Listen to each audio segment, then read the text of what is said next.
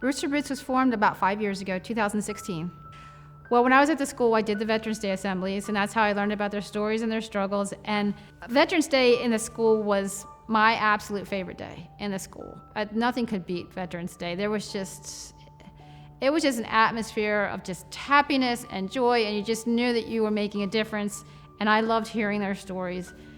And then when I became principal, I adopted active duty each year. And that's when I really got connected with military, and I brought them into the school more to help with teaching classes, with patriotism, things like that.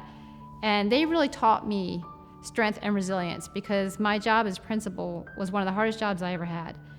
And I didn't expect to be principal. It was more of a situation where I had to. But they taught me strength, they taught me resilience, they taught me to just keep going. And my contract was for 3 years. And when that 3 years was up, I just felt like I was being called to something bigger with regard to veterans. So I had a friend who's a Marine, and he's in business development. And I was looking for a nonprofit like Roots for Boots to volunteer for, and I couldn't find anything in the area.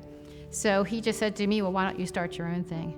And that was the spark right away. Right when he said that, I was like, why don't I start my own thing?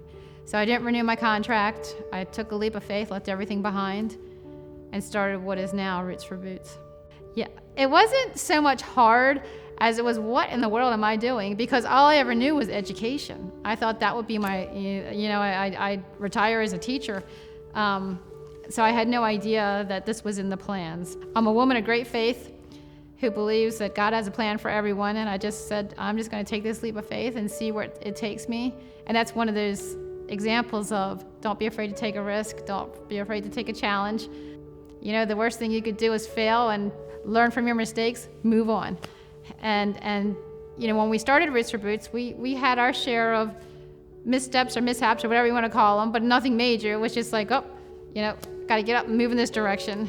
You know, and we did very well. I mean, we really didn't have too much of a struggle getting the nonprofit started. But I think because it was something that the community was looking for, that's part of the success of Roots for Boots. And the fact that I was well connected with the community due to being a principal and a teacher, that people trusted me and they knew where the money would go, where the donations would go, and that we would truly be doing some life-changing stuff, and that's what we've done. The demographic that we normally service is older veterans, our Vietnam vets, Korean War vets, and then we have Gulf War veterans. When I was a teacher, I used to tell my kids, or show my kids the movie It's a Wonderful Life. And I always used to say, take yourself out of it. You were never born. You were never born. Whose life didn't you affect? So then I think of that now with Roots for Boots, for what we do now. Whose life wouldn't we have affected in a positive way? Whether it was through helping with rent, utilities, especially with the all-terrain action track chairs. I mean, they're life-changing. And our veterans, they get those track chairs, they give back to us because they're so grateful. I mean, I know that a lot of people in our community have heard the story of Jeremy Jacoby. You know, he's a young father. He's losing mobility from the waist down due to exposure to chemicals during deployments, and is not able to plow his own driveway or, you know, throw a football with his son or chase his son because of that. So the track chair that our community was able to provide him gives him that gift of mobility back.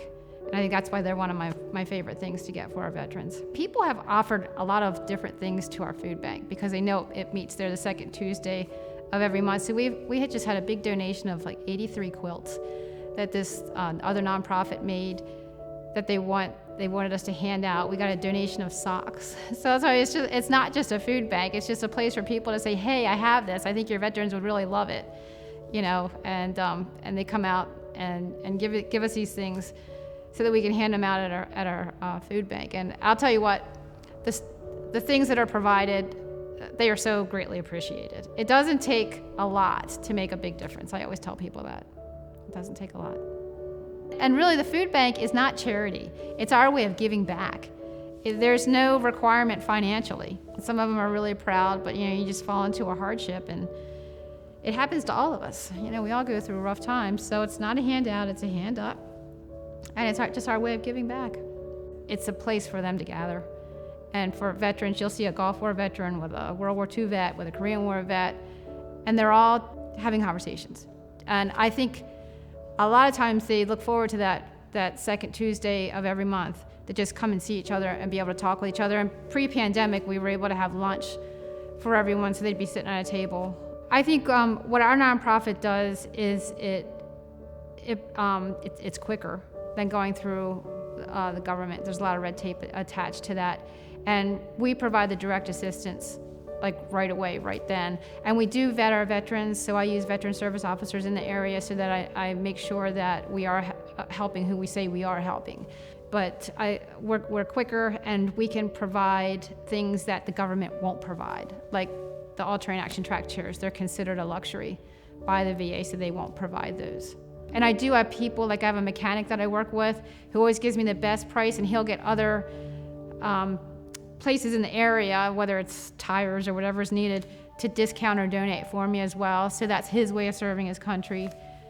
Yeah, so the rent, the utilities, the home repairs, the car repairs, things like that, that's what we would take care of on a daily basis. Those are the little things. The bigger things are maintaining the food bank and securing those all-terrain action track chairs. Core values are to serve, educate, and inspire. So they're all verbs. And we encourage people to just do selfless acts of kindness every day. I mean, our thing is helping military, but you can help elderly or, kids or whatever. Just get out and help somebody. Educate will always be a part of me because that's been my life's work. And I left that to take a leap of faith to start Roots for Boots, and I'm so grateful that I did. And inspire, it's just inspiring people to just go out and help somebody. I tell people often that I don't make a dime doing this, but I am by far the richest woman in the world because of it. And don't ever be afraid to take a challenge or a risk, because you could be missing out on what could be one of your greatest moments. I have a grandfather who's World War II, great-grandfather, World War I, uncle that's in the Navy, father-in-law was Korean War veteran, my father's a former Marine, and it goes on and on. So I come from a patriotic family for sure, and always appreciated the sacrifice and knew the sacrifice for the freedoms that we enjoy. A lot of times veterans are hesitant to come, but once they do, they're glad they do, and they keep coming back. So I think loneliness is probably the biggest issue. And if you know someone who is a veteran who has served, don't be afraid to approach them and thank them for their service and just start a conversation.